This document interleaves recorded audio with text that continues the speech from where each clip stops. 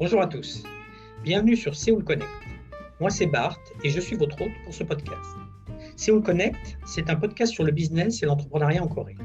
Nous rencontrons des entrepreneurs et des expatriés français ou francophones qui travaillent en Corée, notamment à Séoul, pour en savoir un peu plus sur leur parcours professionnel, leur expérience personnelle, leurs succès, leurs échecs, leurs impressions et leurs attentes au pays du matin calme.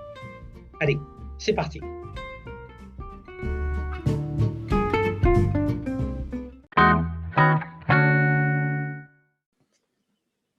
Bonjour Guillaume. Bonjour Bart.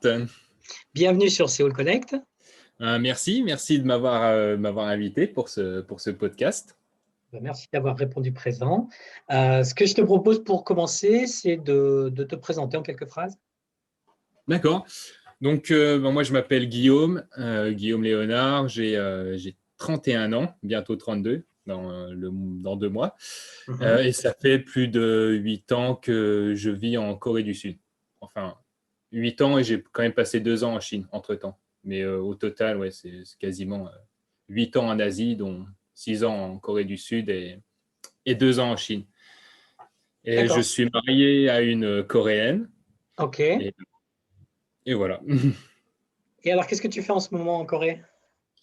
Donc, en ce moment, je suis à la recherche d'une nouvelle opportunité. Ouais, j'ai plusieurs choses. Donc, je suis à la recherche d'une nouvelle opportunité parce qu'à cause du Covid, malheureusement, j'ai perdu mon travail. Je peux un peu expliquer mon parcours Covid. Ouais. Donc, en fait, j'ai travaillé en Chine en 2019. Et en fait, je devais revenir en Corée du Sud je suis revenu en Corée du Sud en 2020 pour commencer un nouveau travail dans un hôtel. Je devais commencer en mars 2020. Malheureusement, l'industrie hôtelière a été la plus touchée par le Covid. Et donc, forcément, je n'ai pas pu commencer ce nouveau travail. Donc, ça a été annulé, le contrat a été annulé? C'est ça, donc le contrat a été annulé. Donc, à cette époque, je n'étais pas encore marié à ma compagne coréenne.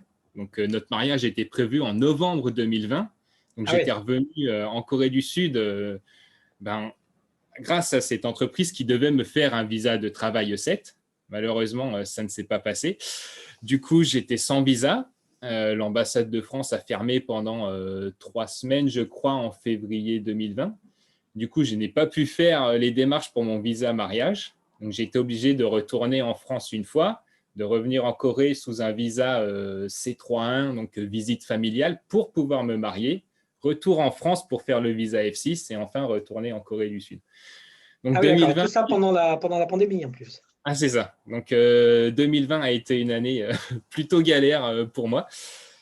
Mais voilà, on fait avec. Donc là, avec mon visa F6, j'espère retrouver un travail assez rapidement. Mais à côté de l'année ça, du mariage quand même, félicitations. c'est ça. Ah, L'année du merci. mariage. L'année du mariage. Enfin, la meilleure chose qui me soit arrivée en 2020. Voilà. Donc 2020, ça a été une année très contrastée avec des très hauts et des très bas. Très haut avec le mariage et très bas avec le Covid, la perte du travail. Et donc, voilà. Le job, pardon, le job. Donc c'était travailler dans un hôtel en tant que beverage manager. Je ne sais pas trop comment on dit en français. Donc, food and beverage, voilà, c'est ça. Donc, moi, m'occuper de toute la création des listes de vins et la création de cocktails, de beverage programmes pour les différents bars et restaurants de l'hôtel. Voilà. D'accord, donc ça, c'est ton métier, le food and beverage hospitality, c'est ça? C'est ça. Donc, moi, je suis dans cette industrie depuis pas mal d'années. Depuis que je suis arrivé en Corée du Sud, en fait, j'ai commencé à travailler dans les vins et spiritueux et le food and beverage. D'accord. Si on remonte un peu avant ça, donc tu es de quelle région? Donc, moi, je suis né dans les Vosges, à Épinal, et j'ai beaucoup bougé parce que mon père est artisan boulanger, donc il avait été muté à Nice. Et ensuite, il a ouvert sa propre boulangerie en Auvergne. Donc, j'ai passé 14 ans en Auvergne. Où ça, en Auvergne? Dans un petit village D'accord. au fin fond de la campagne française. La ville s'appelle Seoul, donc il y a moins de 1000 habitants. C'est à environ 50 km du Puy-en-Velay. Donc, ça serait D'accord, la vers plus le, grosse le ville Puy-en-Velay, oui, d'accord. du Ok. Puy-en-Velay. Ouais. En très belle région, hein. Très très belle région, mais un peu, euh, un peu vide. Donc comparé à Séoul, c'est le jour et la nuit, hein. Alors Donc voilà, c'est peut-être pour ça que ça m'a plu tout de suite, Séoul. alors justement, comment on passe du Puy-en-Velay ou d'un petit village d'Auvergne à Séoul? Donc grâce aux études, donc moi mon parcours, j'ai fait une école de commerce. Donc j'ai fait l'EM Lyon, Mhm. qui m'a permis de voyager. Donc en deuxième année, on avait un programme d'échange à effectuer. Et j'ai décidé de partir en Corée du Sud, car j'avais envie d'aventure et de découvrir une nouvelle culture. Et la Corée du Sud, je ne connaissais mais vraiment rien du tout. À peine si je savais que Samsung ou LG, c'était des entreprises coréennes. Donc, je me suis dit, voilà, la Corée, ça va être une expérience unique. Moi qui veux partir loin de la France et, euh, Et être dépaysé, quoi, et être beaucoup dépaysé. Ouais, dépaysé. D'accord. On est c'est en ça. quelle année là? Et là, on est en 2012. D'accord, donc 2012, ouais, la Corée, tu connais pas plus que ça. Effectivement, LG Exactement. Samsung, et tu te dis, bah, tiens, j'ai envie d'un pays qui vraiment va me changer. Et donc, tu choisis la Corée pour ton année ou ton semestre. C'est un semestre? C'est ça, c'est un semestre, ouais, un semestre d'études à l'étranger. Et là, expérience incroyable. Là, j'ai passé 5 mois, 5, 6 mois vraiment inoubliables. On bossait un peu, mais on va dire que ces voyages d'études servent surtout à découvrir une autre culture et puis à s'intégrer culturellement avec d'autres cultures. Donc, ça m'a vraiment plu. Oui. Séoul, ça a été un vrai contraste avec ma vie d'avant. C'était à Séoul ou c'était en province? Ah, c'était en province, c'était à Chuncheon. Mais après quasiment tous les week-ends, on allait à Séoul. D'accord. Donc, en fait, c'est ça aussi qui m'a étonné quand je suis arrivé en Corée du Sud, c'est que même une ville qui est, euh, qui est très loin quand même de Séoul, hein, Chuncheon, je crois que c'est 150 km de Séoul, quelque chose comme ça, 100 km. Mhm. Elle était très bien raccordée à Séoul grâce à un train. Donc, on était à Séoul en 1 heure et demie, 1 heure et demie, 2 heures de train. C'était même pas le train, c'était le métro. Donc, c'est, euh, c'était assez surprenant en fait. Et du coup, tous les week-ends, on allait à Séoul et puis on s'amusait. Et puis après, j'ai commencé à apprendre un peu plus sur les coutumes locales et puis les personnes, les Coréens. Et Et du puis coup, tu apprenais la langue aussi pendant cette ouais, période. j'avais quelques cours de langue, mais en 2012, c'était vraiment pas notre objectif. On avait beaucoup plus de cours de marketing, de communication, Ouais. vu que j'étais en école de commerce. Donc, les cours de langue, on en avait un par semaine, je crois. Du coup, la priorité, c'était pas la langue, enfin, dans mon cas, parce que je me disais au début, voilà, dans 5 mois, je retourne en France, il me reste une année d'études et après, je vais postuler pour les grandes entreprises françaises et puis suivre un parcours de marketeur ou de commercial classique. Oui, Mais tu te voyais pas forcément aller vivre en Corée à ce moment-là. ah non, pas du tout. Enfin, pas avant que je parte, en fait. Ouais. Donc en fait, quand j'ai choisi mes cours, tout ça, je me suis dit, voilà, je vais prendre des cours vraiment focus sur mon master, ce qui sont la communication, le marketing. Du coup, j'ai un peu mis de côté les langues. Après, c'était peut-être une erreur. Enfin, c'était pas une erreur parce qu'après, en 2013, quand je suis revenu, j'ai pris des cours de langue. Mais, euh, mais voilà, donc en fait, suite à cette expérience de 5 mois, en fait, quand je suis revenu en France, je me suis dit, ouais, c'était quand même top la Corée du Sud. Et, et en fait, j'aimais beaucoup la mentalité des Coréens sur le respect des personnes âgées, sur beaucoup de choses, sur certains points que ben, je ne retrouvais pas en France. Et j'étais plus proche, en fait, de comment les Coréens vivaient que des Français, en fait. Donc, je me suis dit, en fait, j'aimerais bien retourner en Corée du Sud pour en apprendre davantage sur la culture coréenne et sur les Coréens. Donc, tu parles Donc, des relations sociales, là, entre les relations voilà, oui. familiales, sociales, surtout, c'est ça? Oui, et je me sentais plus proche de cette culture-là que de la culture française, comme on la connaît. D'accord. Et je me suis dit, mais faut que j'en apprenne davantage. Et c'est pour ça que ben, je suis retourné en Corée du Sud après avoir obtenu mon master, hein. Donc là, on est en 2013, c'est ça? Fin 2013? C'est ça, c'est ça. Donc 2013, juillet 2013, j'obtiens mon master. J'essaye quand même de trouver du travail en France parce que ben, il faut quand même, faut quand même ben, gagner de l'argent parce que ça coûte assez cher, hein, les études dans l'école de Oui. commerce. Donc, j'avais quand même dépensé pas mal. Et en fait, pendant 3 mois, j'ai pas trouvé de travail. Donc, j'ai postulé à des centaines d'offres en France et sans résultat. Donc, je me suis dit, je me suis crevé et j'ai dépensé un paquet d'argent à étudier dans une des meilleures écoles de commerce et au final, ben, j'arrive même pas à trouver un travail. Mhm. Et là, je me suis dit, j'ai adoré la Corée du Sud. Allez, je vais tenter l'aventure pendant quelques mois. Donc, j'ai investi les derniers euros que j'avais dans les cours de langue en Corée. Donc, j'ai payé, je crois, 3 semestres et je suis reparti en Corée du Sud pour apprendre le coréen en 2013. D'accord. Donc là, tu es dans quelle université?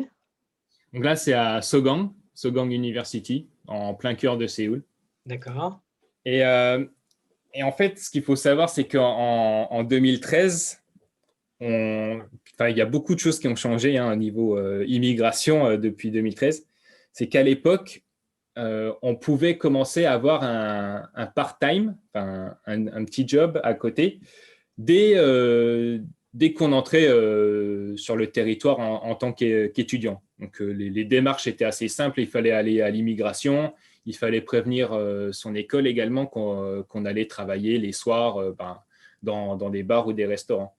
Ouais. Donc, c'est ce qui m'a aidé également à venir en Corée du Sud parce que faut savoir que le coût d'un semestre, enfin, ils appellent un semestre, mais c'est un trimestre, hein, c'est en Corée pour les cours de coréen.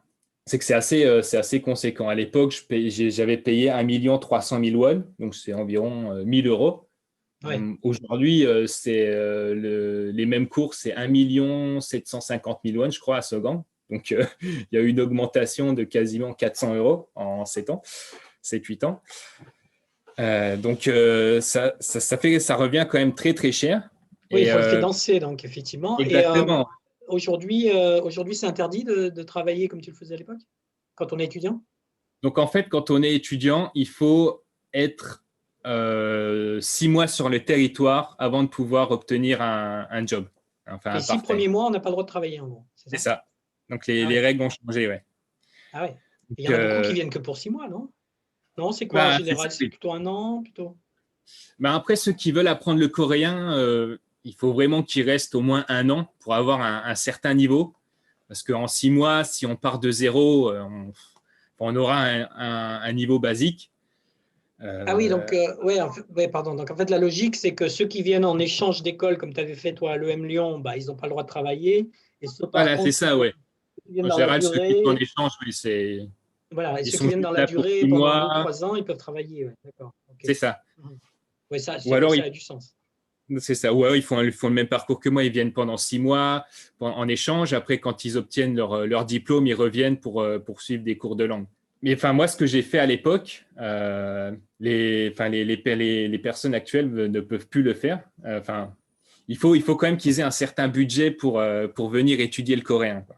Oui, pour au moins les 6 premiers mois avant de pouvoir donc C'est commencer ça, ouais. des petits boulots. Et donc, c'est là que tu as commencé dans les bars et dans l'hôtellerie, alors, c'est ça? Exactement. Exactement. Donc, j'avais mes cours le matin. Donc, je crois que c'était de 9 heures le matin jusqu'à 1 heure de l'après-midi. Donc, c'était 4 heures de cours. Et ensuite, je révisais les après-midi et en général, les soirs, à partir de 18 heures, j'allais travailler en tant que serveur dans des restaurants. Donc, j'ai commencé à travailler dans des restaurants et ensuite dans des bars. Donc, j'ai suivi les cours de coréen pendant 6 mois.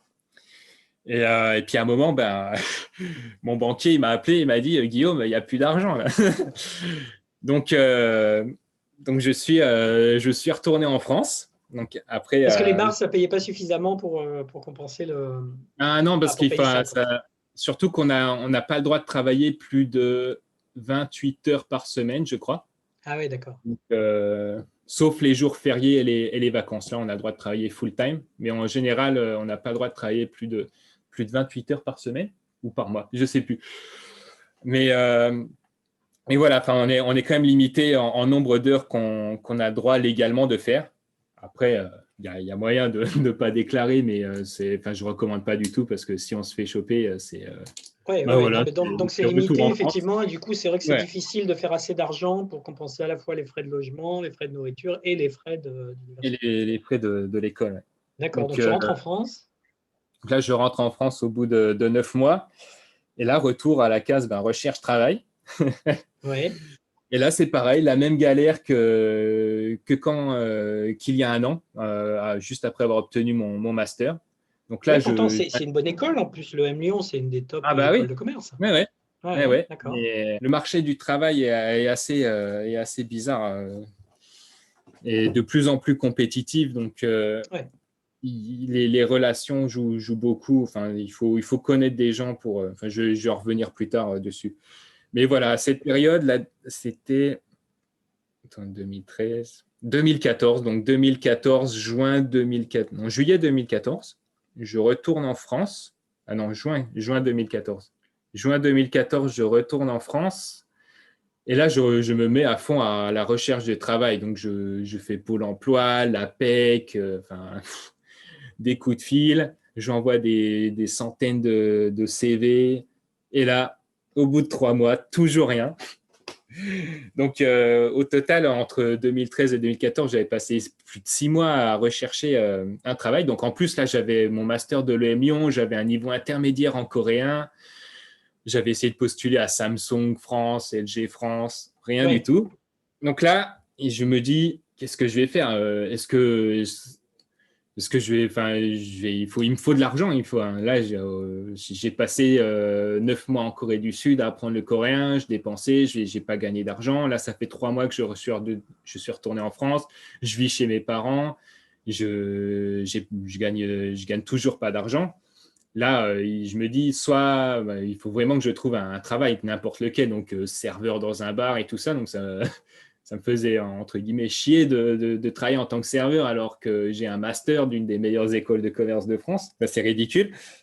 Et là, je me dis, OK, il y a le visa Working Holiday, le visa H1 pour Mhm. la Corée du Sud. Et là, je me dis, OK, tant qu'à faire, s'il faut être bartender ou serveur, autant que je le sois en Corée du Sud. Comme ça me donnera une expérience internationale de travail. Et donc, du coup, je fais ce visa Working Holiday, visa vacances-travail, et je retourne en Corée du Sud. Et je retourne travailler dans un des meilleurs bars à cocktails de la ville. Donc, j'avais trouvé un part-time quand j'étais en cours de langue dans un des meilleurs bars à cocktails de Séoul. Qui s'appelle? Et il s'appelle B28, donc B28. Donc, il est toujours ouvert d'ailleurs. C'est dans le quartier luxueux de Cheongdam. Et en fait, à l'époque, début 2014, quand j'étais toujours étudiant en cours de coréen, donc j'avais trouvé ce part-time en tant que serveur et bartender. Donc c'est comme ça que j'ai découvert le monde des vins et des spiritueux et j'ai été formé à ce milieu. D'accord. Et au passage, parce que j'y pense là, c'est un milieu Mais, qui tips comme aux États-Unis ou c'est un milieu un peu plus comme le français où faut surtout non, compter pas sur du son tout. Non, salaire et pas, ça ça tipse tipse pas du pas. tout. Non, D'accord. bah, ça dépend. Il y a de très rares clients qui tips, mais en général, non, il y a pas de tips. Ce sont des clients locaux surtout, pas forcément internationaux. Ouais, beaucoup. Ouais, je dirais 90% locaux. Oui. D'accord. Donc, dans ce genre de bar, ça m'a permis de rencontrer beaucoup de personnes. Et en fait, on va y venir. Ouais, ouais. Parce qu'en général, enfin, surtout dans l'établissement où je travaillais, enfin, le prix d'un cocktail, c'est 20 euros, je crois. Donc, c'est pas n'importe qui vient, quoi. Ouais, Donc, c'est c'est assez haut des de gens gamme, quoi. C'est assez haut de assez haut de gamme gamme, ouais. comme établissement. Voilà, donc en fait, quand je suis revenu en Working Holiday Visa, donc je suis retourné travailler dans cet établissement et j'ai rencontré l'ancien CEO de Pernod Ricard Corée. Et c'est comme ça que j'ai réussi à me faire ce contact. Alors, Donc, il est ancien maintenant ou il était ancien à l'époque? Je veux dire, à euh, l'époque, il travaillait chez Pernod ou il avait déjà c'est ça, oui, quitté? c'était le CEO de Pernod Ricard Corée. Donc, Donc à maintenant, l'époque, il était. il a pris sa retraite. Voilà, donc à l'époque, il était CEO de Pernod Ricard en Corée. C'est ça. Donc je l'ai rencontré là. Et puis vu qu'il était français, on a sympathisé. Moi, je lui faisais des cocktails. Et puis voilà. Puis au fur et à mesure de la conversation, il m'a demandé ce que je faisais ici et tout ça. Donc je lui ai expliqué mon parcours. J'ai mon master à l'EM Lyon. Je suivi des cours de coréen, mon niveau de coréen intermédiaire. Et là, il me dit, mais qu'est-ce que tu fais derrière un bar avec un master comme le tien? Viens bosser pour Pernod Ricard, quoi. Ah ouais, Donc là, j'étais, ouais, d'accord, ouais. Ouais. Et je dis, ouais, ça me ferait plaisir et tout ça. Et là, on était fin 2014. Et après, il m'a dit, bon, je vais voir ce que je peux faire pour toi. S'il y a jamais une opportunité chez Pernod Ricard Corée, je te contacterai. Donc là, je continue à travailler. Entre-temps, moi, je change de travail pour bosser en tant qu'assistant manager dans un restaurant. Et là, on arrive en 2015. Donc 2015, je continue à travailler, je rechange encore une fois pour retourner en tant que head bartender là, dans un autre bar à cocktail de Cheongdam.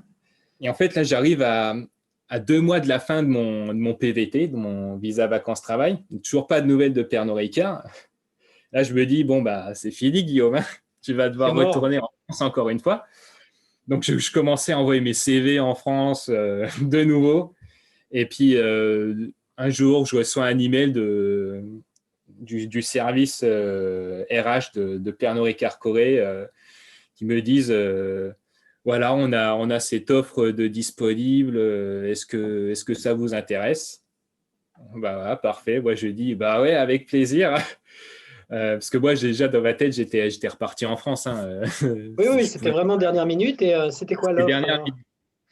Et c'était pour le poste de brand ambassadeur pour la marque Absolute Vodka.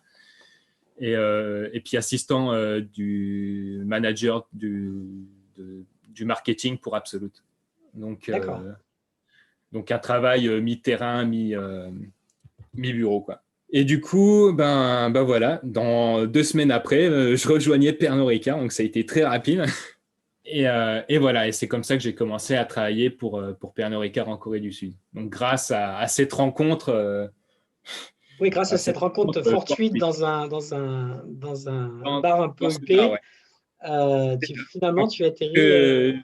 C'est ça. Et en fait, en Corée du Sud, ça se passe beaucoup comme ça. C'est des rencontres. Il faut rencontrer la bonne personne au bon moment pour obtenir un travail, je pense. Parce que de plus en plus, surtout à l'époque, il y avait moins d'étrangers en Corée du Sud. Là, on était en 2014-2015. Et de plus en plus, je vois qu'il y a de plus en plus d'étrangers qui recherchent du travail en Corée du Sud, de plus en plus d'étrangers qui sont mariés à des Coréens, à des Coréennes. Et du coup, la concurrence augmente d'année en année.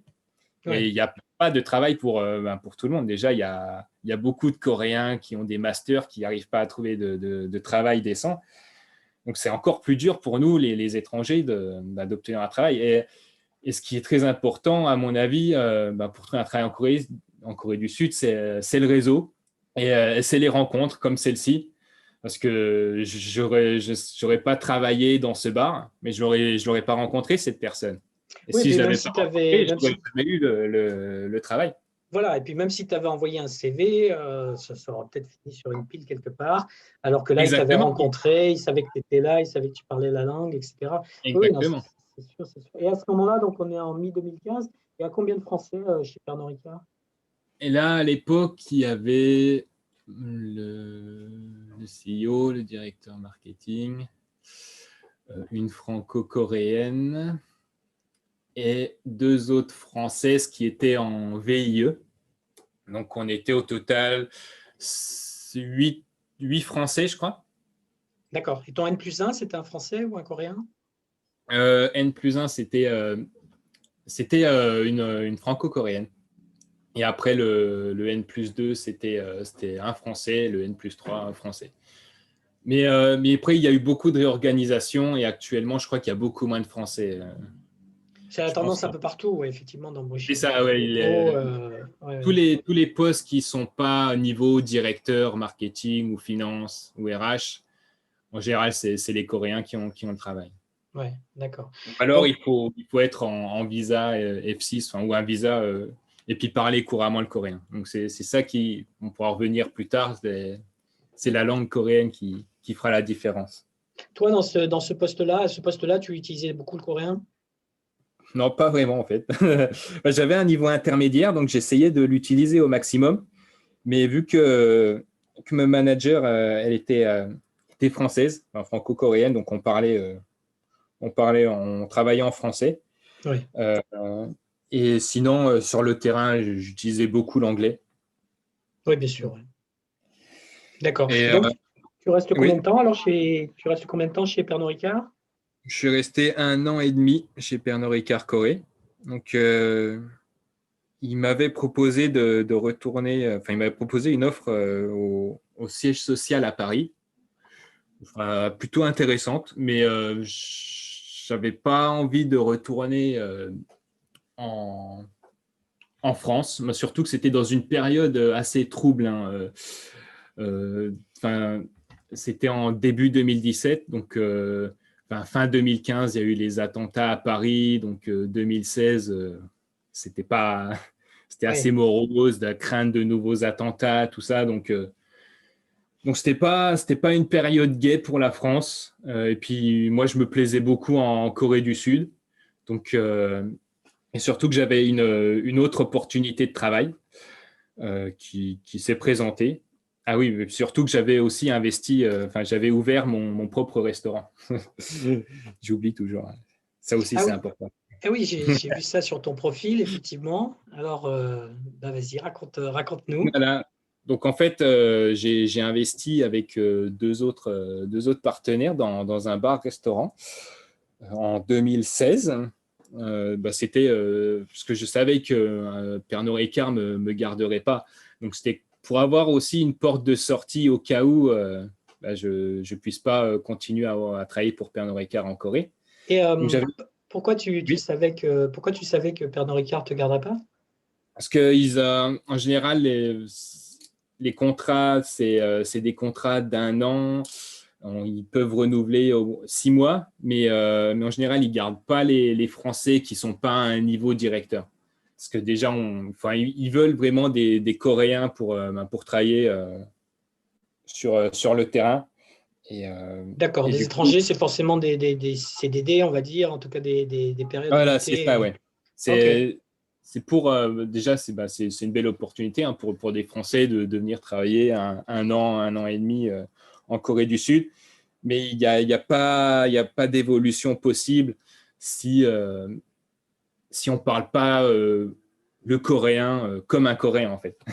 Donc, et ensuite, il faut avoir le visa adapté. Donc, d'accord. Oui, oui, bien c'est sûr. Ouais. très, très, très D'accord. compliqué de rester dans une branche d'une grande entreprise comme ça à un niveau qui est pas à niveau directeur. Ok.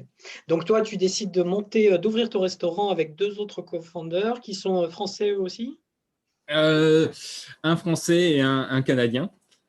Des gens que Euh, tu connais, que tu as rencontrés à c'est Séoul? ça, donc je les avais rencontrés lors de, fortuitement également. Et du coup, on s'est bien entendu. Et après, eux deux, ils avaient déjà le projet d'ouvrir ce restaurant, donc ils cherchaient un troisième partenaire, investisseur. Donc moi, j'ai investi un petit peu d'argent et je me suis dit, ça serait une super expérience d'entrepreneur en Corée du Sud. Et puis surtout, ça reste un peu dans mon milieu, hein, le food and beverage. Et puis je me dis, même si ça, même s'il y a beaucoup de risques que ça ne marche pas, je me suis dit quand même, ça sera une super expérience, on va se donner à fond, et puis on va créer quelque chose d'unique. Et voilà, et c'est comme ça qu'est née la marmite, hein. Donc La c'était le Marmite, nom, donc un restaurant français.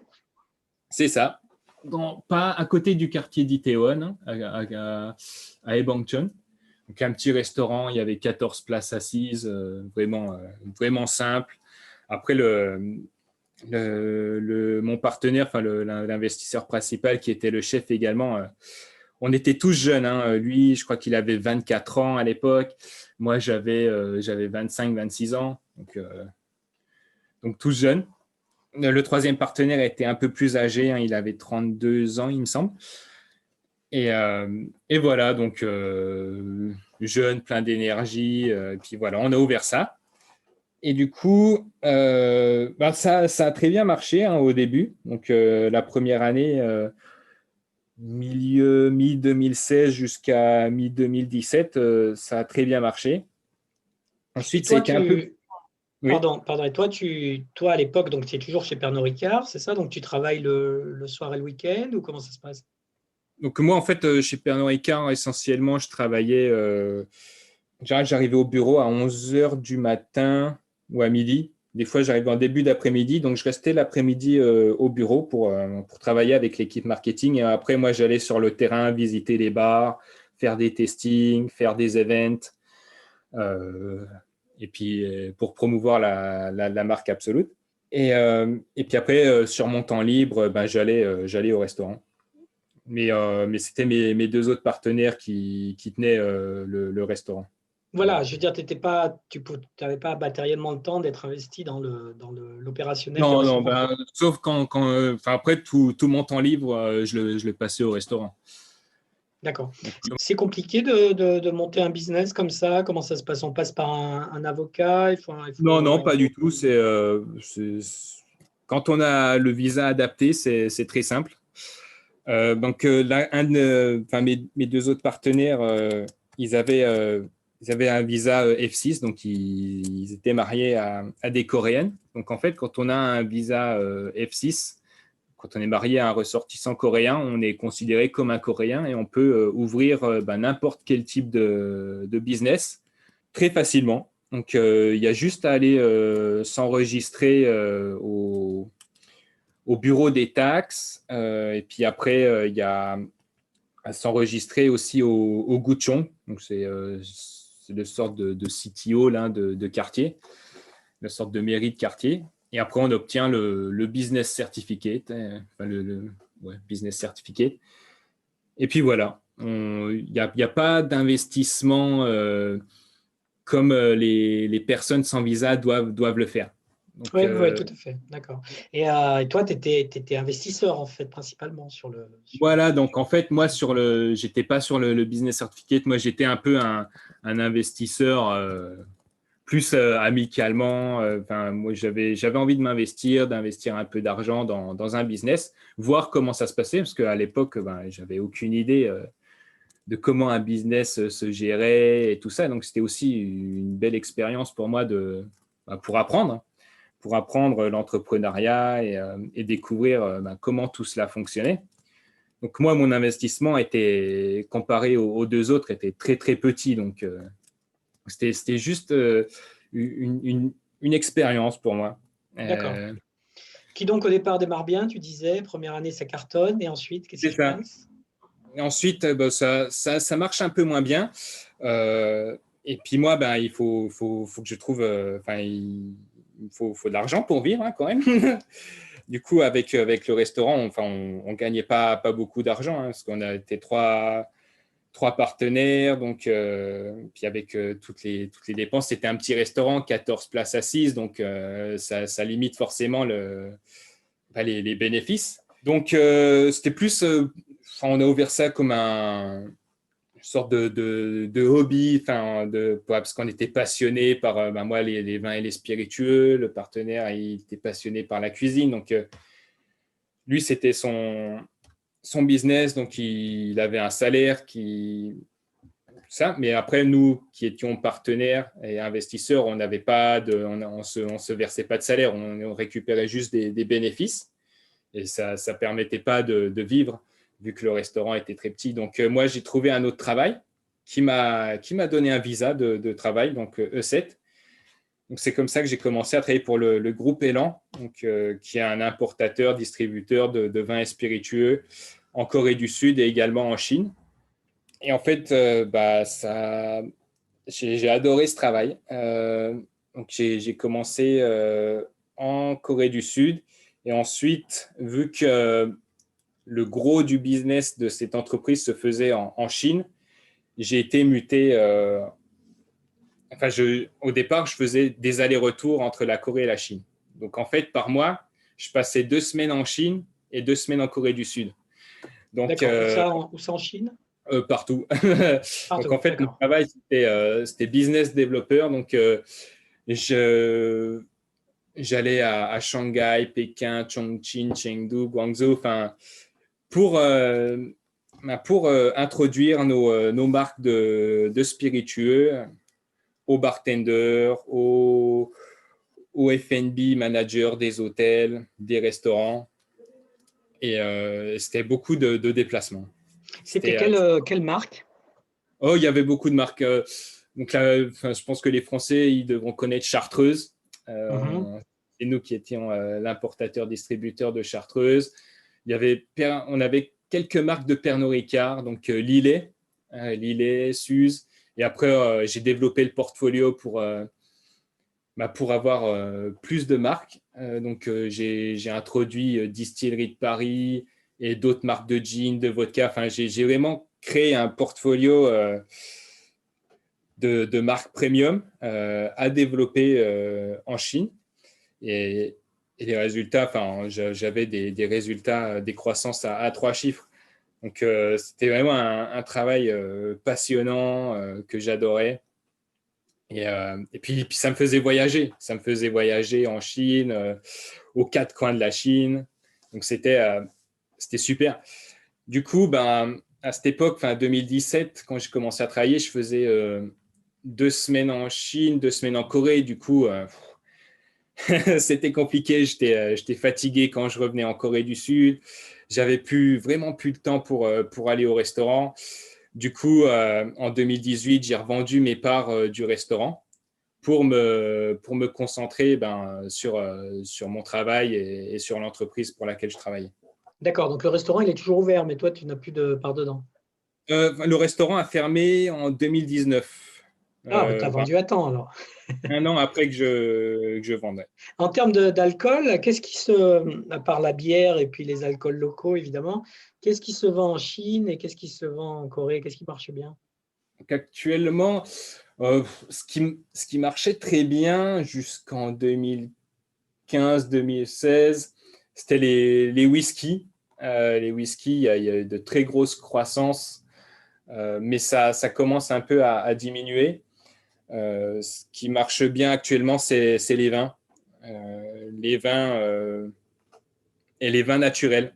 Les Coréens, depuis 3 ans, consomment beaucoup de vins naturels. Donc, c'est un des plus gros marchés au monde. Et c'est super intéressant parce que il y a quasiment tous les meilleurs producteurs de vins naturels qui sont disponibles en Corée du Sud. Même les sommeliers français me disent on a plus de choix ici en Corée qu'en France. Ah ouais, ce que tu appelles vin naturel, c'est les vins bio ou c'est autre chose? Non, il y a il y a beaucoup de, enfin, il y a plusieurs catégories. Il y a les vins bio, il y a les vins biodynamiques, et après, il y a des vignerons qui vont encore plus loin que la biodynamie, et c'est ce qu'on appelle les vins naturels. Donc, actuellement, il n'y a pas de certification pour les vins naturels. Il y a des certifications pour la biodynamie avec Déméter. Il y a des certifications pour les vins bio. Hein. C'est la base, mais il faut faire attention. Après, je ne vais pas rentrer dans les détails techniques. Ça prendrait beaucoup de temps, mais Ouais. il y a quand même des différences entre vin bio, vin biodynamique et vin naturel. Et en fait, les vins naturels actuellement en Corée du Sud, c'est la folie. C'est vraiment incroyable ce qui se passe. Beaucoup de bars à vin qui s'ouvrent actuellement. Ben, c'est des bars à vin naturels. Donc, c'est vraiment typique de la Corée du Sud, cette, comment dire, Un attrait pour le vin naturel, c'est pour ça? les tendances, en fait. C'est ça, c'est en Corée du Sud, tout marche aux tendances. Donc, il y a quelques années, c'était les machines à jouets où il fallait, je sais pas, comment on appelle ça, euh, là où il faut récupérer une peluche avec un bras mécanique.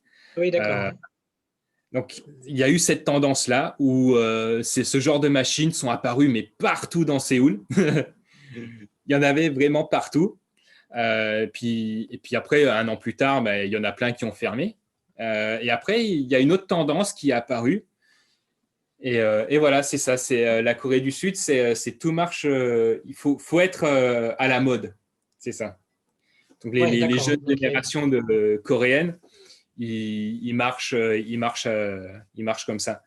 Donc d'accord. s'il y a quelque chose s'il y a un blogueur ou un influenceur qui va dire ça, c'est la nouvelle tendance, et ben il y a des millions de Coréens qui vont suivre et qui vont acheter le produit ou qui vont vouloir faire cette activité.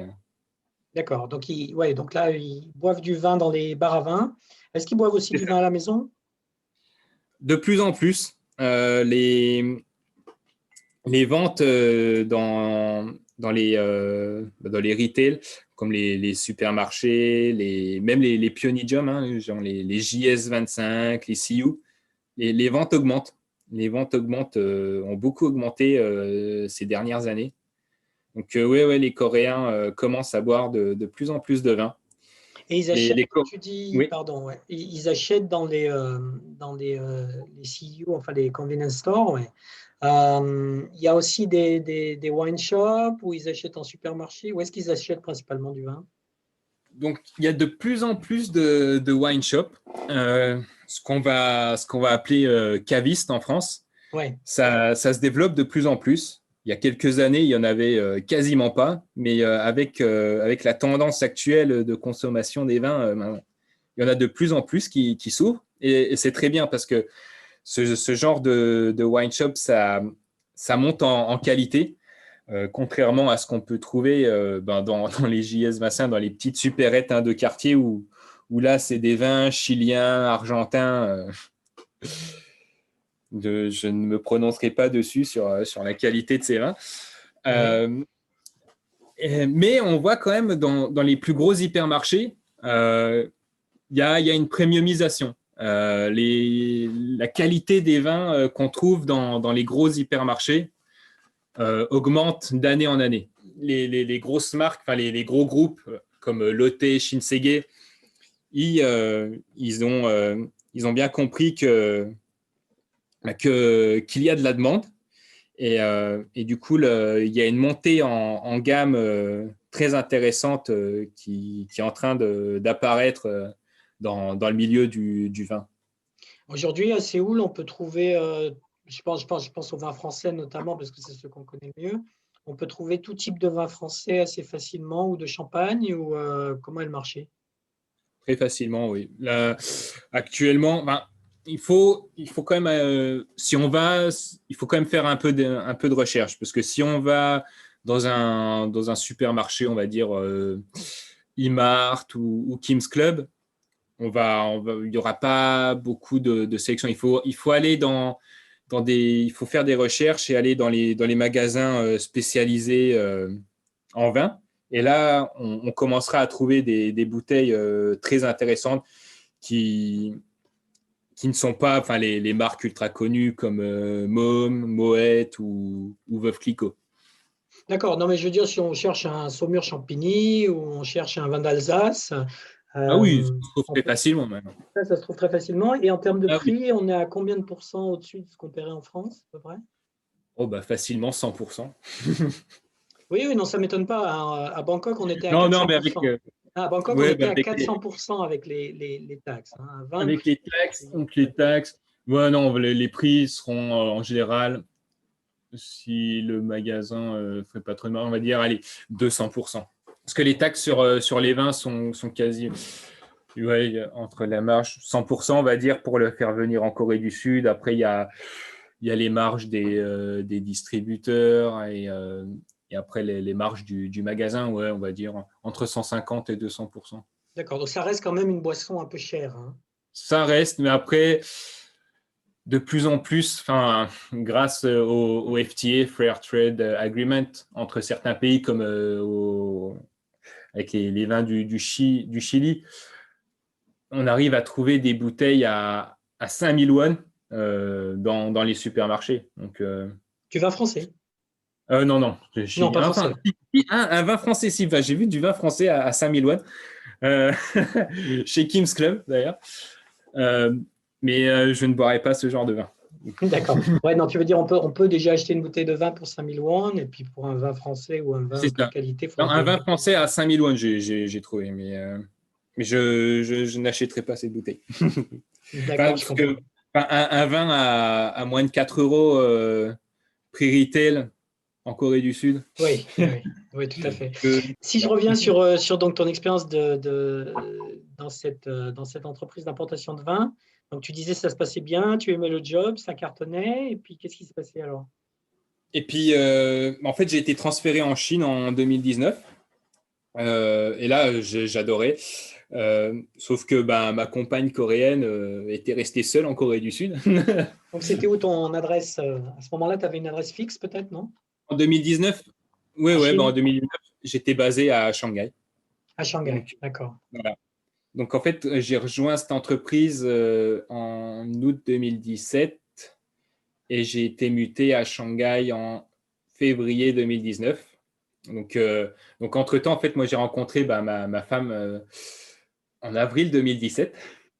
Euh, Avant que je commence dans cette entreprise, donc après, moi, j'ai commencé à travailler en Corée du Sud, à voyager 2 semaines, 2 semaines en Chine, 2 semaines, 2 semaines en Corée. Et en fait, on a construit notre relation sur cette base-là avec ma compagne. Et puis, ça se passait très bien. Et après, en fait, quand j'ai été muté en Chine, ma compagne n'a pas voulu me suivre parce elle avait son emploi en Corée du Sud. Elle n'avait pas envie de quitter sa famille. Ouais, elle Oui, n'avait pas prévu elle, une expatriation en Chine, quoi. c'est ça. Et surtout en Chine, c'était pas le pays dont elle rêvait. D'accord. Et du coup, on s'était dit, voilà, ça fait plus de 2 ans qu'on est ensemble. Euh, et puis, ça marchait très bien. Et on s'est dit, voilà, je vais passer un an en Chine. Puis j'avais conclu, je m'étais mis d'accord avec mon entreprise que je revenais tous les mois en Corée du Sud pour voir ma compagne. Donc voilà, on s'était arrangé que je sois quand même présent en Corée du Sud au moins une fois par mois. Pendant un Et an. pendant un an. Et puis après, on verrait par la suite. Donc au fil de cette année 2019, avec ma compagne, on s'est dit, voilà, en 2020, ça fait plus de 3 ans qu'on est ensemble, on va se marier. Et puis voilà, donc moi, je te rejoindrai en Chine ou toi, tu reviendras en Corée du Sud. Donc en fait, en 2019, je reçois une offre de l'hôtel en Corée du Sud. Et là, je me dis, c'est une excellente opportunité de pouvoir retourner en Corée du Sud, de me marier avec ma compagne, et puis voilà, de garder une situation professionnelle stable avec une nouvelle opportunité. Et ce que je n'avais pas prévu, c'était le Covid, bien sûr. Oui, puisque donc là, tu es encore en Chine début 2020 quand même, donc quand ça Voilà, c'est commence. ça. Ouais. En fait, déjà, tout était prévu que je revienne en Corée du Sud, et puis que je commence mon nouveau travail en mars 2020. Donc, Voilà, tu avais déjà planifié fin 2019, oui, mais c'est ça? les contrats étaient signés avec la nouvelle entreprise et tout. Hein. D'accord, ah oui, c'est dommage ça, effectivement. Et donc, au dernier moment, ils annulent et tu te retrouves donc en Corée, mais sans emploi, hein, c'est C'est ça? ça. Donc, sans visa, sans travail, et puis voilà. D'accord. Et puis, comme je l'ai expliqué précédemment, la galère. Ouais, non, c'est sûr que c'est pas rigolo.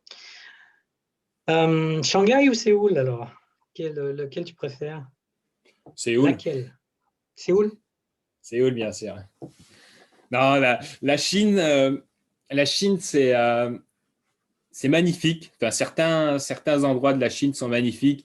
Moi, spécialement les régions montagneuses vers le Tibet, c'est à couper le souffle. Hein. C'est pas le même air qu'il y a à Shanghai ou à Pékin. À Oui. Shanghai, on se tape quand même pas mal de pollution. À Pékin, encore pire. Euh, Moi, j'ai bien aimé le sud de la Chine également, Guangzhou, Shenzhen. C'est des villes où j'aimerais bien vivre. Après, niveau professionnel, la Chine, honnêtement, c'est largement mieux que la Corée du Sud. Il y a beaucoup plus d'opportunités. Les salaires également sont beaucoup plus intéressants en Chine.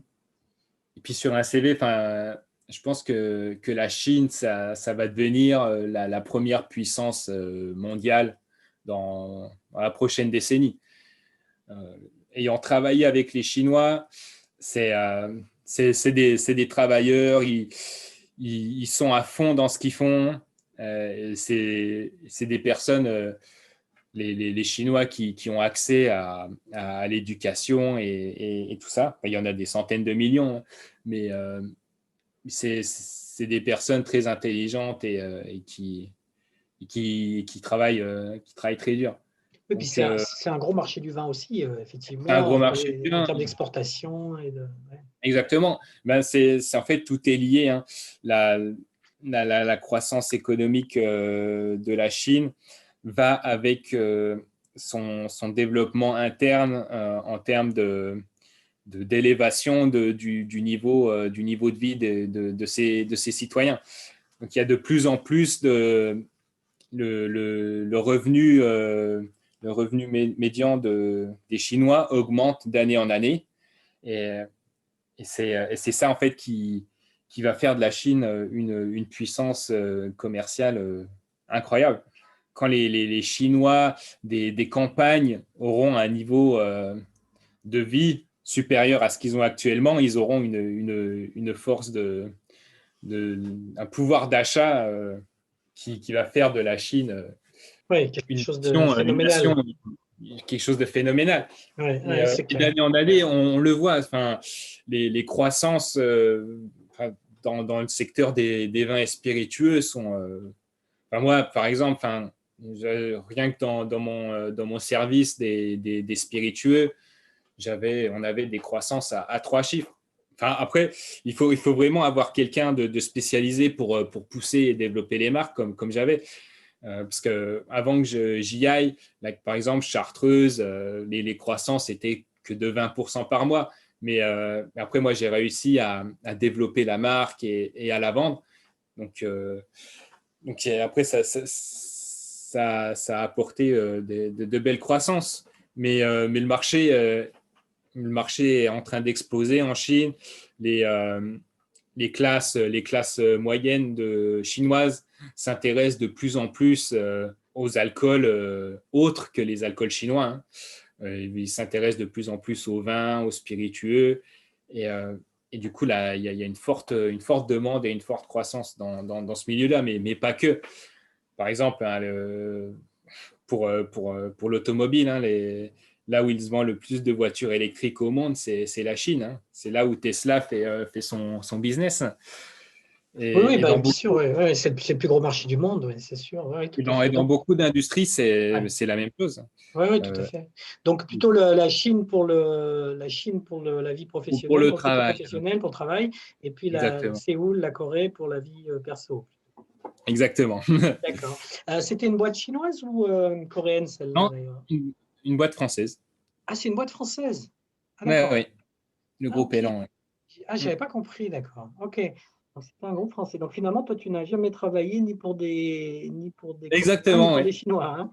D'accord. J'ai toujours travaillé pour des Français. Hein. D'accord. Donc, tu n'as pas forcément de point de vue sur le milieu du travail local ou tu en as?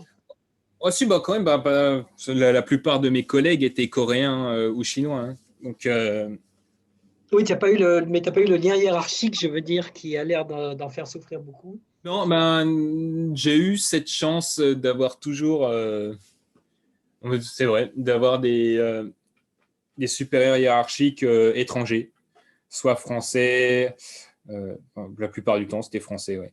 Oui, voilà, ouais, ouais, d'accord. Tu étais, un peu sur le modèle des expats, quoi, qui travaillent, Exactement, ouais. pour des boîtes françaises à l'étranger. D'accord. Est-ce que tu as fait des choses depuis ce job-là? Oui, en fait, j'ai créé une autre entreprise donc, qui s'appelle Leonard Consulting. Donc, Léonard, c'est ton nom, hein, oui, C'est d'accord. ça, les consulting. Donc, je suis consultant FNB. Donc, j'avais commencé à faire du consulting pour un bar à vin ici à Séoul. Donc, moi, je les aide dans leur développement de création de menus, de cartes. Également, si un propriétaire ouvre son bar ou son restaurant, mais je suis là pour l'aider à mettre en place les meilleures pratiques possibles, vu que j'ai de l'expérience dans ce milieu.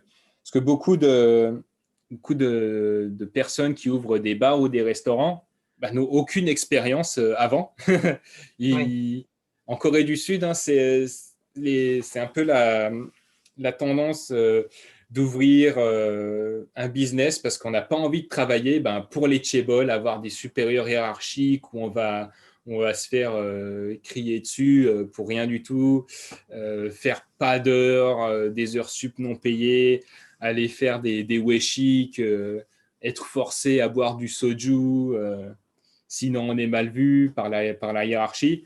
Donc, beaucoup de Coréens créent des petites entreprises et c'est pour ça qu'on a, dans les rues, c'est rempli de petits cafés, de petits restaurants, de petits bars. Et Oui, ils veulent être leur propre patron, quoi. Et c'est donc ça. la restauration est un bon moyen. Est-ce qu'il y a aussi beaucoup d'étrangers qui viennent comme ça et puis qui ne sont pas forcément dans la restauration ou dans les bars non plus, mais qui se décident à se lancer là-dedans ici en Corée?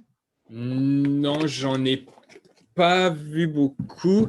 En général, c'est des personnes qui ont déjà de l'expérience en tant que chef ou pâtissier qui lancent leur pâtisserie ou leur restaurant ici en Corée du Sud. Mais après, ce qu'il faut savoir, c'est que la concurrence entre restaurants est démentielle en Corée du Sud. Oui, bah, pas partout, hein, quand même, partout. Partout. Ouais, Mais je ouais, pense que c'est encore plus dur en Corée du Sud, vu que enfin, les Coréens, ils vont au restaurant pour manger, donc il y a beaucoup, beaucoup, beaucoup plus de restaurants qu'ailleurs. Et en fait, il y avait une statistique que j'avais vue, c'est au bout d'un an, il y a un restaurant sur deux qui ferme, enfin, qui ne va pas au bout de la première année.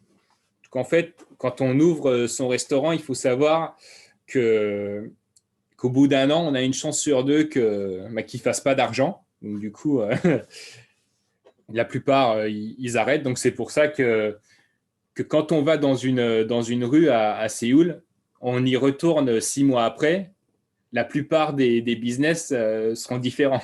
Oui, ouais, mais c'était un peu comme ça à Bangkok aussi, hein. Je pense qu'on était à peu près dans le même genre de stade.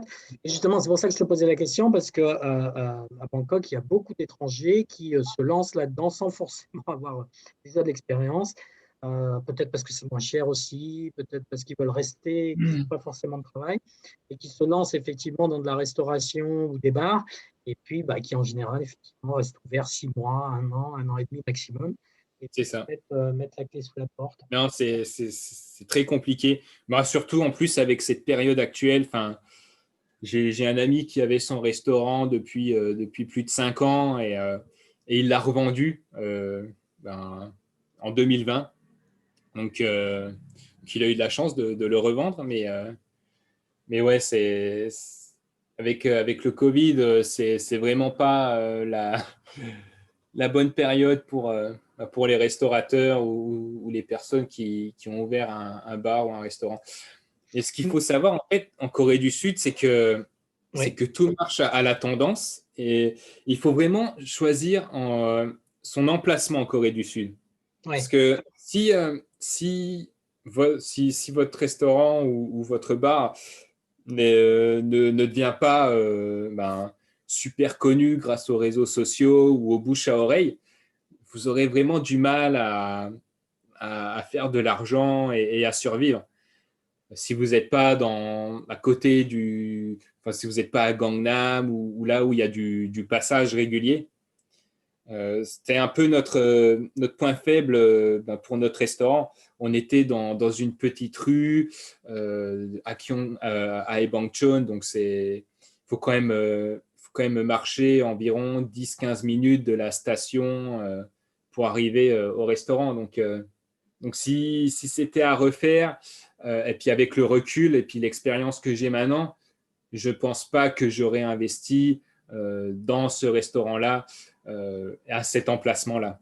Il faut un endroit où il y a du passage, en fait, c'est ça. C'est ça, oui. Ouais. Parce qu'après, sinon, ça va être de la survie. Et puis, au final, il suffit juste qu'il y ait un mois de mauvaise vente. Et là, il faut rattraper le mois perdu. Et il faut payer le loyer et tout ça. Donc il faut vraiment bien se préparer à l'avance, être sur place, faire un business plan, faire une étude de marché. Il faut vraiment bien se préparer. Et c'est pour ça que j'ai créé mon entreprise pour aider ces personnes-là à réaliser ce genre de choses. Par exemple, dans le quartier où on était, Ebangchon, il y a vraiment 2-3 restaurants qui sont toujours là. Je pense que tous les autres, il y a au moins une trentaine de bars ou de restaurants dans la rue ou dans les rues adjacentes. Et je pense qu'il y en a que 3 ou 4 qui sont encore ouverts depuis 2016-2017. Tous les autres, ils ont fermé. C'est des autres qui ont rouvert.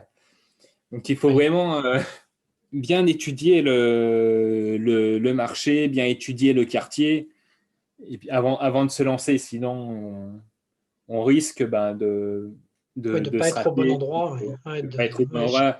Je comprends. Il faut quand même, surtout les personnes qui sont pas en visa permanent et qui leur permettent d'ouvrir un business facilement. Parce que pour ouvrir un business en Corée du Sud, si on n'a pas de visa, il faut faire un visa entrepreneur et il faut 100 000 dollars d'apport. Donc, Ah oui, le minimum, c'est 100 000 $. c'est ça. D'accord. Et il faut embaucher un minimum de locaux aussi ou pas? Non. Il n'y a pas de règle sur ça. Donc un étranger, comme toi ou comme moi qui sommes en visa F6, on peut ouvrir un restaurant et puis travailler seul. Oui, non, je pensais à ceux qui sont en visa entrepreneur, là, dont tu parlais. Donc, eux, ils doivent mettre au moins 100 000 $, c'est ça? C'est ça. Est-ce qu'ils doivent aussi embaucher un minimum de locaux ou pas? Non, il n'y a pas de ça. Ils D'accord. peuvent engager des part-timers, que ce soit étrangers ou coréens. Là, pour les part-time, il n'y a pas de règle. C'est plus D'accord. pour les… Est-ce qu'il y a des règles de domiciliation? C'est-à-dire, est-ce qu'il faut un bureau avant d'ouvrir une entreprise ou comment ça se passe, ça? Donc, pour les restaurants, non, parce que le bureau, c'est le Ouais. restaurant. Donc, mais par exemple, pour la société que j'ai créée, ouais, il faut avoir un bureau.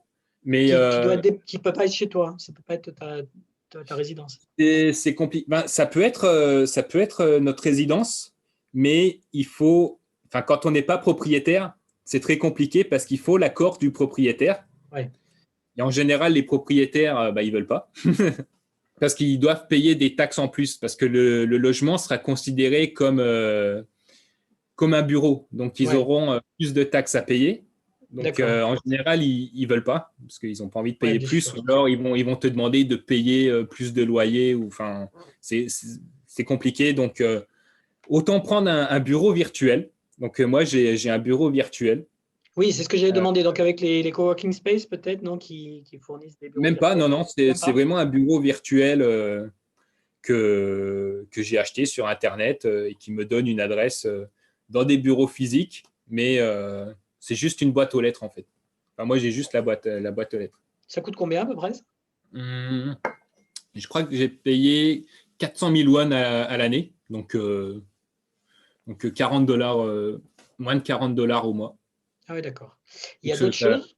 Et est-ce qu'il y a d'autres choses qui sont obligatoires quand tu crées une entreprise?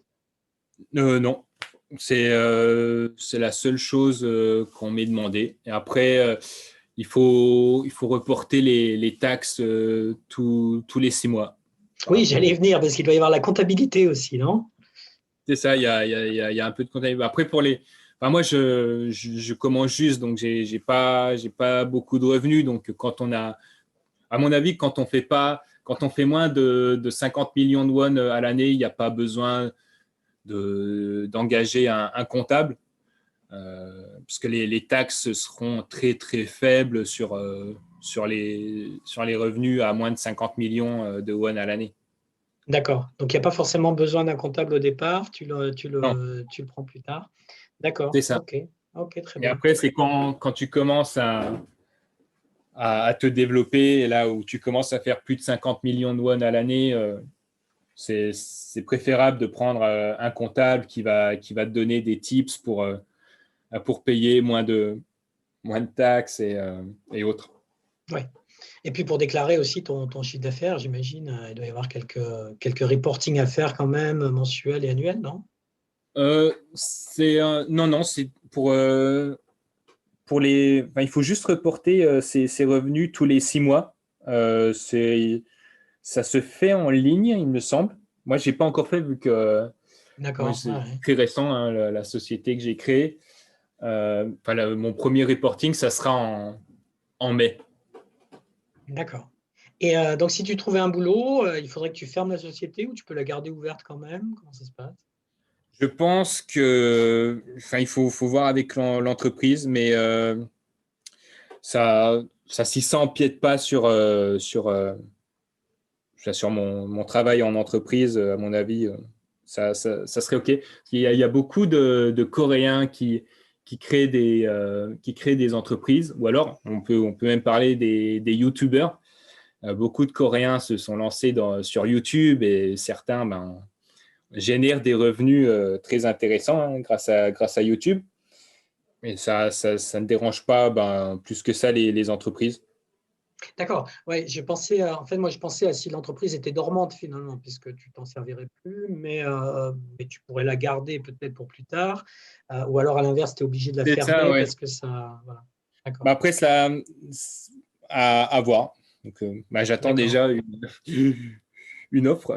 Ouais, ouais, ouais, non, c'était par curiosité sur le fonctionnement, le mécanisme. Donc, tu recherches ouais, quel type de poste aujourd'hui? Moi, je recherche sur du business développement, soit à l'international. Après, plus sur l'Europe, hein, si possible. Mais sinon, marketing ou commercial. Mais plus en business développement. Pas forcément dans les spiritueux, alors. Pas forcément dans les spiritueux, non. J'ai envie de m'ouvrir à d'autres industries. Et puis, je pense que c'est le bon moment de découvrir autre chose que les vins et spiritueux. Après, s'il y a une opportunité dans les vins et spiritueux, bien sûr, je ne la rejetterai pas. Mais après, actuellement, je suis ouvert à toute proposition. D'accord. Ben, écoute, Guillaume, merci en tout cas pour ton expérience, ton partage d'expérience, pardon. Parcours intéressant avec des allers-retours entre la France, la Corée et la Chine. Pour terminer, quelques questions un peu plus perso peut-être. Qu'est-ce qui te fait rester ici? Qu'est-ce que c'est que tu adores en Corée?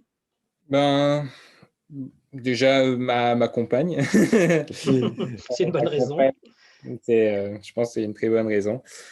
Non, et puis ça fait déjà plus de 8 ans que je vis en Corée du Sud. Je me suis adapté à la culture, je me suis adapté au pays, je me suis adapté à la nourriture aussi. Et je ne me vois pas pour le moment partir, à part s'il y a une belle opportunité de travail ailleurs. Mais T'es bien ici, quoi. T'es bien je suis ici, bien tu te ici. plais. Voilà. C'est ça, j'ai construit ma vie ici. Depuis que j'ai quitté l'école, je suis en Corée du Sud, donc toute ma vie professionnelle Tu l'as passé ici en Corée. Ouais. passée ici. Et du coup, rester ici, moi, ça me dérange pas, mais découvrir un autre pays, ça me dérangerait pas non plus. Et après, tout dépend des opportunités de travail également. D'accord. Et donc, à l'inverse, le truc que tu détestes ici et qui te ferait quitter le pays, Hum, L'éducation, l'éducation scolaire. pour les Enfin, enfants. pour les enfants. Je ne me vois pas mettre mes enfants dans le système éducatif coréen, que je trouve un peu trop axé sur la compétition et l'étude abusive en poussant les gamins à étudier jusqu'à 11 heures du soir, minuit, alors qu'ils n'ont même pas 10 ans. Je trouve que c'est un peu trop. C'est un système abusif et qui ne permet pas, à mon avis, le développement sain des jeunes, des jeunes. Leur Oui, focus, vas-y. c'est l'école, c'est avoir le meilleur résultat, c'est de finir dans les hagwons jusqu'à 10 heures, 11 heures le soir, voire plus tard. Moi, je ne vois pas élever mes enfants dans ce système. Et puis c'est un système qui permet, enfin, qui n'est pas sain, car si l'enfant est en échec à la suite de ça, il s'est dit, enfin, j'ai passé toute ma jeunesse à étudier, et c'est pour ça qu'il y a beaucoup, beaucoup de suicides chez les jeunes Coréens, malheureusement à cause de ce système. Ouais, ouais. Et si tu as les moyens et que tu peux les mettre en école internationale, alors à ce moment-là, tu es prêt à rester ici. Voilà, c'est ça. Mais sachant que le, le lycée français le moins cher à Séoul est à 5 000 $ l'année, à partir de la maternelle ou du CP. Le lycée français le plus accrédité, il est à 10 000 $ l'année, je crois. Oui, oui, il faut avoir les Il moyens, faut avoir clairement. les moyens. Et Après, après, il y a les d'autres écoles écoles, internationales, peut-être. non, non, les écoles internationales sont encore plus chères. En général, ça tourne autour de 20 000, 25 000 $ l'année. C'est assez compliqué quand on n'a pas une entreprise derrière pour payer la scolarité des enfants, ou alors qu'on n'ait pas un travail avec des revenus permettant ce genre de sacrifice pour l'éducation des enfants.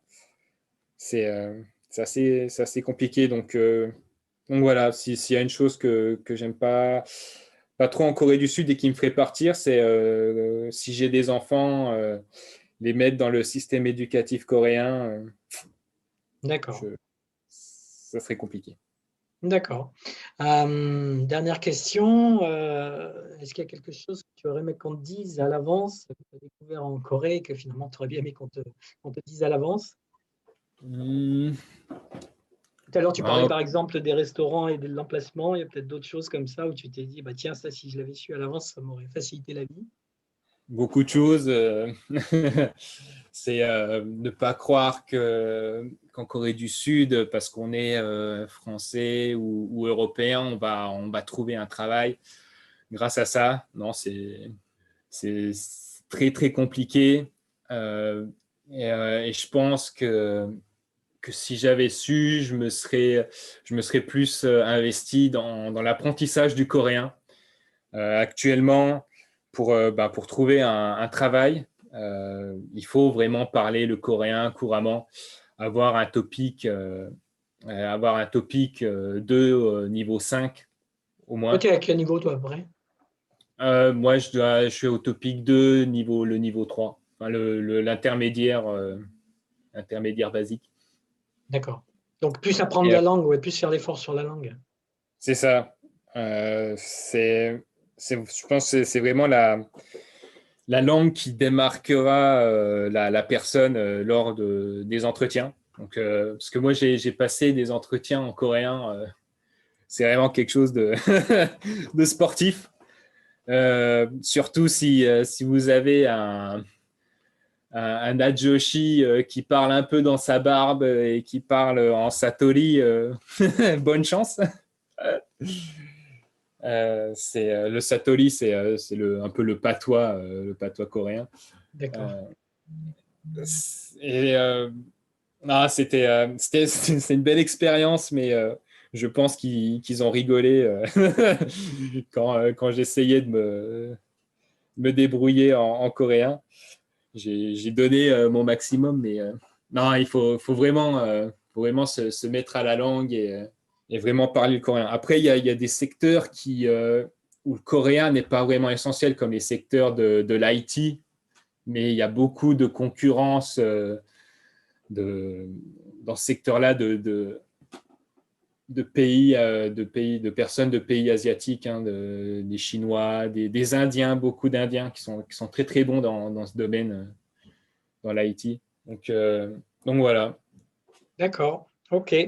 Donc, pour terminer, je sais pas, une annonce, un projet, quelque chose que tu veux partager? Actuellement, moi, je me spécialise dans les spiritueux coréens. Donc, j'ai lancé ma chaîne YouTube qui s'appelle Guillaume in Seoul. Et OK. j'introduis des spiritueux coréens. Donc, je les présente en français. Je fais le testing également. Et je pense que dans un avenir plus ou moins proche, les spiritueux coréens vont gagner en importance, hein, au même titre que la K-pop ou la nourriture coréenne qui est déjà en train de se développer mondialement. Et en fait, j'ai envie de partager mes connaissances dans ce domaine des spiritueux, euh, en proposant aux Français ces vidéos où j'introduis ces spiritueux locaux. Et il y en a beaucoup parce que bon, tout le monde connaît le soju, évidemment. Bien Il y a sûr, beaucoup de spiritueux locaux. oui, oui, il y en a de plus en plus d'ailleurs. C'est une tendance actuellement. Euh, il y a de plus en plus de petits producteurs de makgeolli, de, de yakju, de chongju. Il y a la palette des spiritueux coréens est très large. Donc les personnes qui viennent en Corée, bien sûr, ils vont découvrir le soju et puis les makgeolli de base qu'on trouve dans tous les restaurants. Mais il y a beaucoup, beaucoup de spiritueux coréens que beaucoup de personnes ne connaissent pas et qui sont bien meilleurs que le soju. Surtout que le soju qu'on connaît en petite bouteille verte, c'est pas vraiment de l'alcool. Enfin, c'est un alcool industriel à base d'éthanol et puis beaucoup d'édulcorants pour le rendre buvable. Donc, pas C'est très pour ça que, qualitatif, tu veux dire? ouais, bon, enfin, après, on regarde le prix. Hein, encore une fois, c'est en regardant le prix qu'on peut se dire, OK, bon, une bouteille à moins d'1 euro, est-ce que ça sera qualitatif? Après, il y a des Oui. soju traditionnels, comme les soju de la ville d'Andong. Là, on commence à avoir des soju de qualité qui sont parfois âgés plusieurs années dans des fûts en bois. Et là, on ira sur des spiritueux comparables, enfin, à ce qu'on pourrait trouver en Europe avec les whisky ou les cognacs ou les calvados. Donc D'accord. c'est de plus en plus c'est en train de se développer et j'ai envie enfin j'ai commencé et j'ai envie de partager mes connaissances et ma passion pour ces spiritueux coréens aux Français et puis au monde également. Oui, mais alors tu vas frustrer les gens, non? Parce on va voir tes cocktails, mais on ne pourra pas acheter les produits en France ou en Europe pour les réaliser, non? Mais actuellement, c'est compliqué, oui, d'acheter ces produits-là, Ouais. mais après, je peux me débrouiller pour me les procurer. Ou c'est ta prochaine étape, oui, c'est ce que j'allais dire. Après, tu lances le site de e-commerce pour que les gens puissent acheter les produits que tu as présentés. Exactement, D'accord. c'est un projet qui est en cours. D'accord, oui, non, ça a du sens, effectivement. Est-ce qu'il y a des vins aussi coréens? Oui, oui, il y en a de plus en plus d'ailleurs. Il y en a des bons, Il y en a à des ton bons avis? d'ailleurs. Ouais. Il y a un Français qui produit du vin en Corée du Sud, qui produit un vin naturel et du cidre. J'ai pas eu l'occasion de goûter encore, mais ça ne saurait tarder. Donc ouais, ça se développe de plus en plus. Après, c'est des très petites productions. Hein. Donc pour le moment, l'export n'est pas possible, mais voilà. D'accord. Eh bien, écoute, Guillaume, merci à toi d'avoir présenté ton parcours et d'avoir répondu à toutes mes questions. Bon courage pour la suite et donc on te retrouve sur la chaîne YouTube. Alors. Ben, merci beaucoup, merci à toi pour ton temps. Et puis, c'était un plaisir de pouvoir partager mon expérience avec toi.